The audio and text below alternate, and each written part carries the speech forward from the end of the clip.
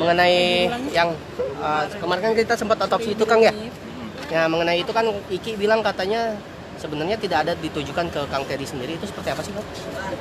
Ya di sananya sih emang laporannya tidak ada subjeknya, nggak ada subjeknya dari situnya, cuman emang mengarah ke apa yang ada di rumah aja. Makanya kita pas nanya juga ke polisian, ini saya sebagai apa gitu di situ. Emang di kemarin itu masih sebagai saksi, belum sebagai tertuduh atau terdakwa gitu. Makanya saya sih kemarin nggak ada masalah sama Aikinya gitu, karena mungkin Aikinya juga kemarin bikin laporan ke polisi biar nggak simpang siur, terus pingin apa mungkin yang terbaik lah hasilnya dari apa hasil otopsi itu. Tapi merasa tersudutkan nggak sih? Kalau tersudutkan karena saya emang nggak merasa melakukan, jadi ya lihat sendiri kan, saya ketemu sama wartawan nggak pernah menghilang apa ditelan bumi gitu, atau ada pemberitaan yang aneh-aneh gitu. Ya udahlah, saya hadapin aja. Dari pertama SMS juga banyak dari rekan-rekan media yang emang apa, Kang ini benar nggak? Ya udah nanti kita ketemu, datang ke rumah, banyak yang emang apa kita juga apa kooperatif lah, nggak sampai ini.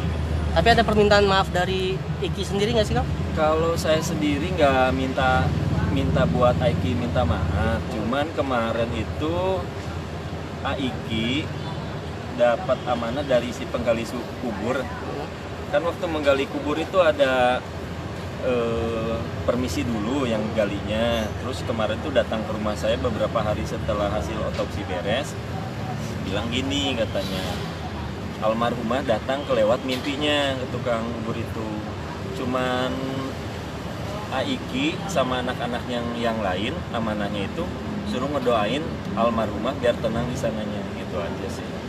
Jadi kalau buat Aiki buat minta maaf ke saya nggak usah gitu, karena emang nggak ada apa-apa. Cuman kalau saya saranin minta maaf ke ibunya, karena yaitu dia tadi mungkin Aiki nggak tahu otopsi itu kayak gimana, yang taunya mungkin yang dibayangin visum gitu kan, kalau otopsi harus dipotong-potong atau itu, makanya agak serem juga gitu. Jadi Aikinya kalau saya saranin sih buat apa, nanti nyekar sekalian berdoa ngedoain almarhumah ibunya, gitu aja sih. Tapi komunikasi masih baik sama Aiki? Masih, alhamdulillah. Nanti juga kemarin saya lihat di apa pers konferensinya ya, waktu kemarin rencana 40 harinya mau datang, nggak tahu datang ke tempat yang almarhumah ibunya atau ini, karena emang ada beberapa apa tempat buat ngedoain almarhumah itu. Dari keluarga saya juga ada, dari Banjaran ada, terus di tempat saya sendiri ada, jadi terus di Panyawangan ada,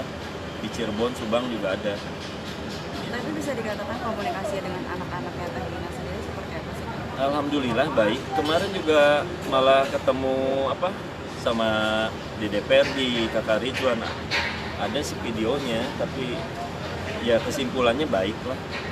Tapi kira-kira Itu sering nengokin adiknya. untuk adiknya sendiri gitu kan, memang sekarang diasuh sama siapa sih Kang? Atau mungkin katanya kan kabarnya memang mau diambil sama Kang Sule sendiri atau seperti apa?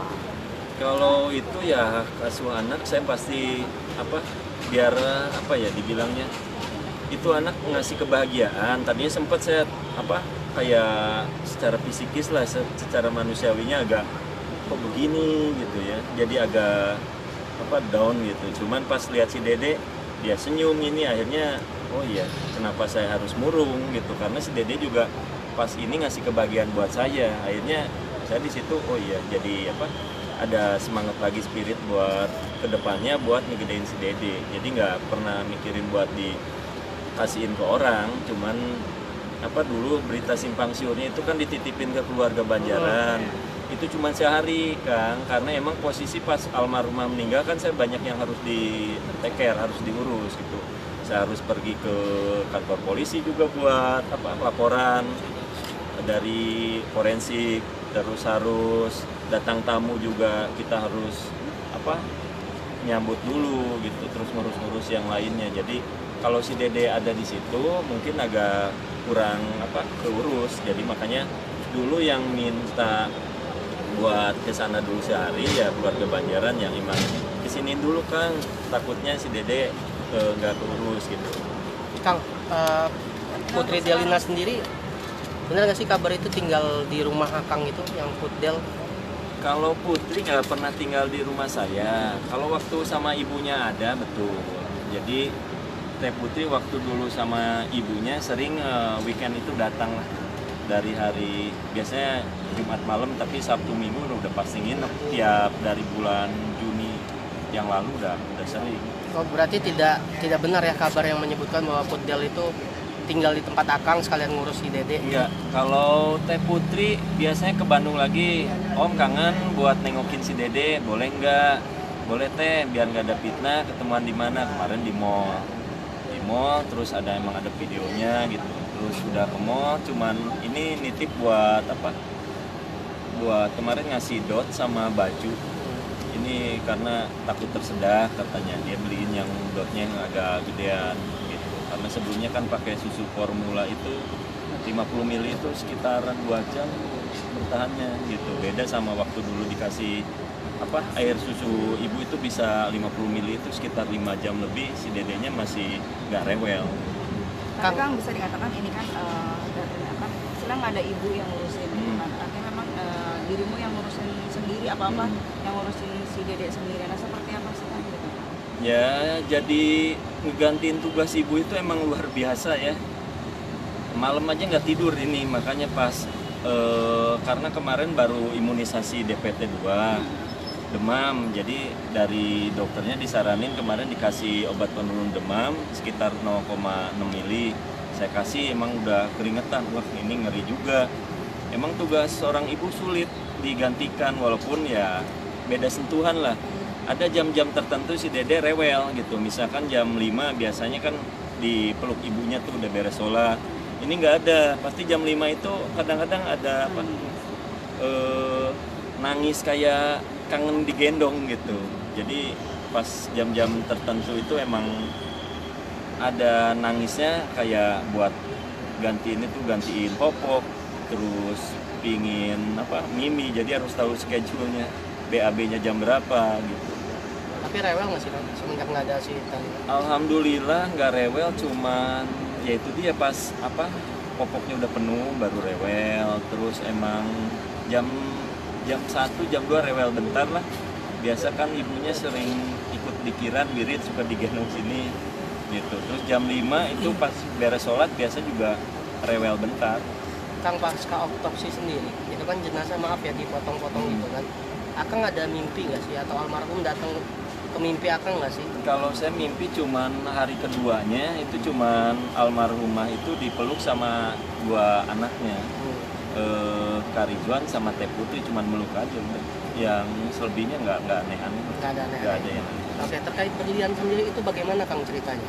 Berlian tadi udah live kan udah lihat sendiri. Itu berlian emang nanti udah diserahin ke lawyernya almarhumah gitu. Jadi semua datanya nanti nggak tahu mau di follow up ke kantor polisi atau enggaknya, itu tergantung dari anak-anaknya atau yang keluarga yang bersangkutan. Jadi ceritanya berlian itu bagaimana sih Kang? Kita mungkin masih di awang-awang nih gitu. Ceritain sih emang panjang gitu. Kayak Emang gimana sih sih?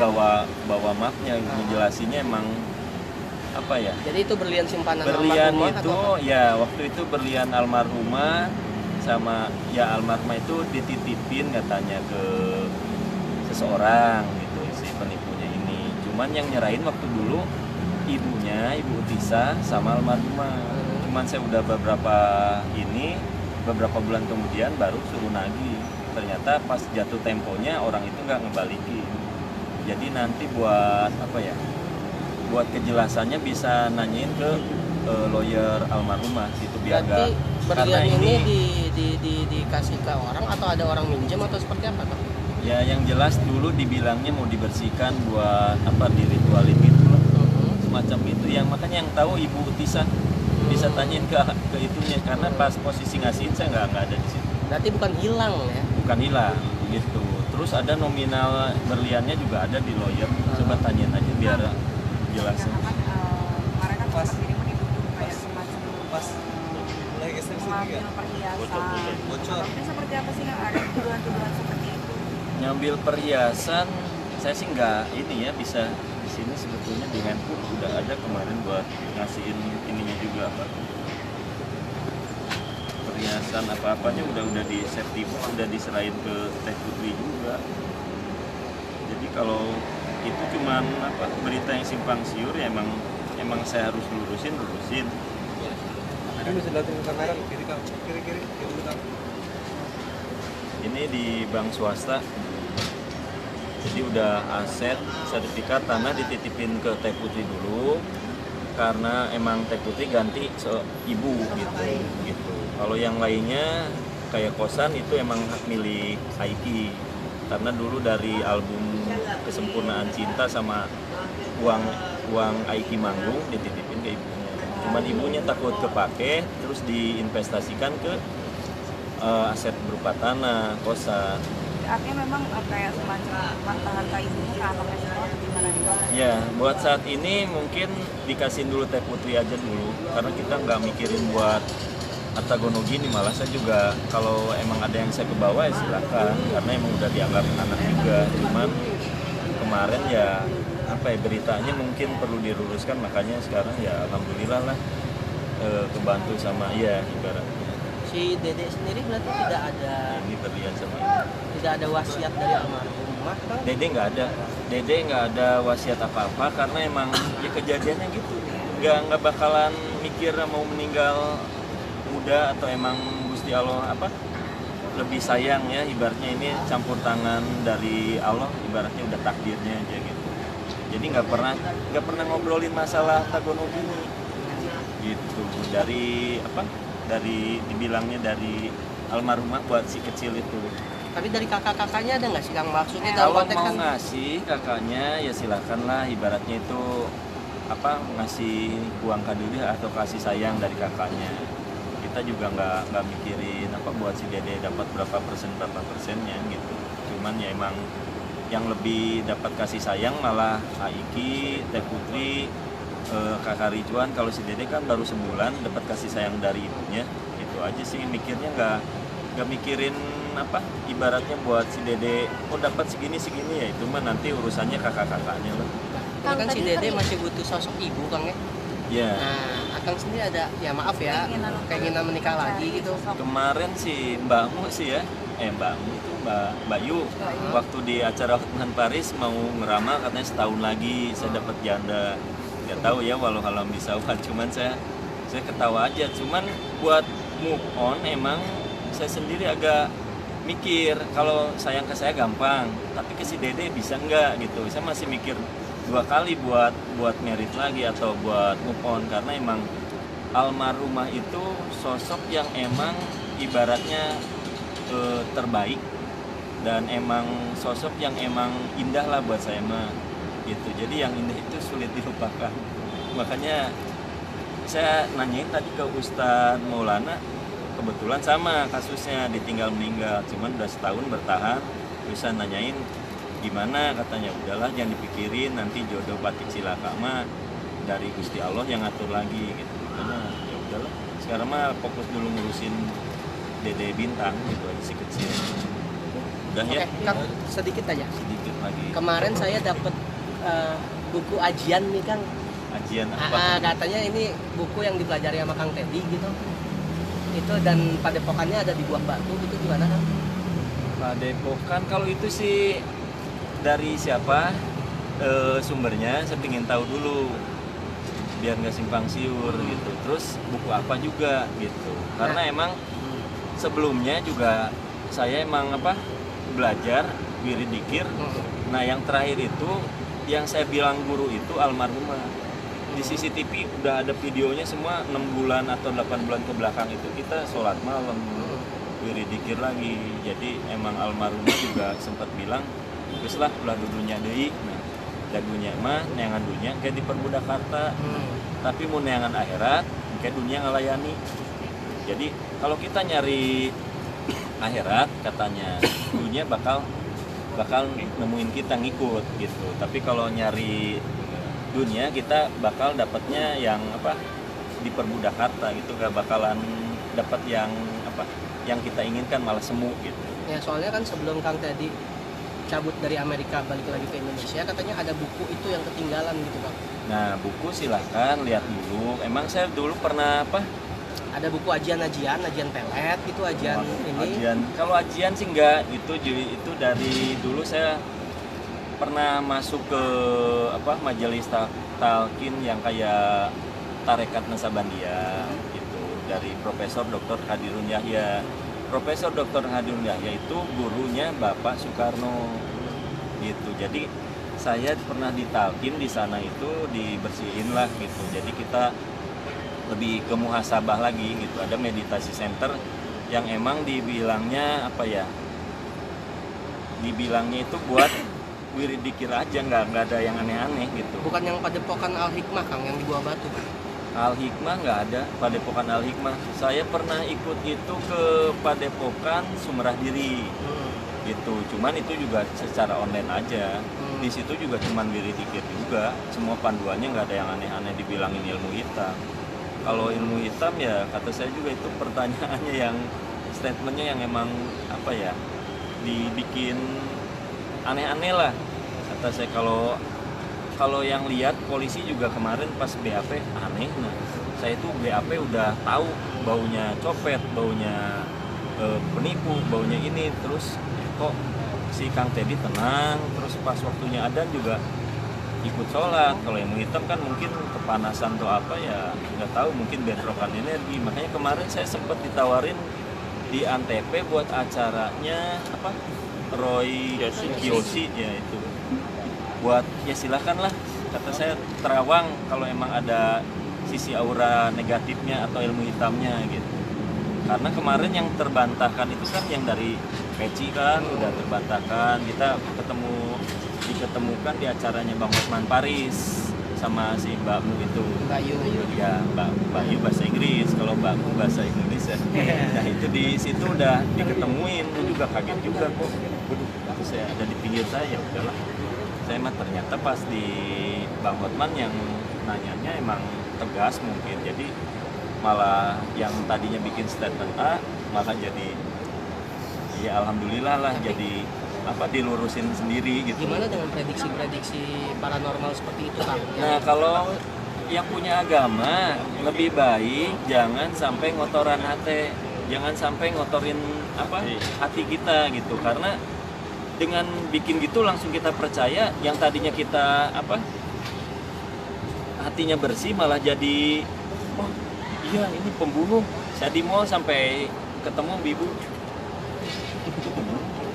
sampai pas kemarin hasil otopsi beres, alhamdulillah lah ada hikmahnya kemarin. Kang ikut berduka ya Kang, yang sabar ya gitu, si dedenya di mana gitu. Terus ada yang minta foto juga, itu ngobatin lah setidaknya. Sebelumnya mah udah apa dibilangnya virus congorna, congor jadi buat.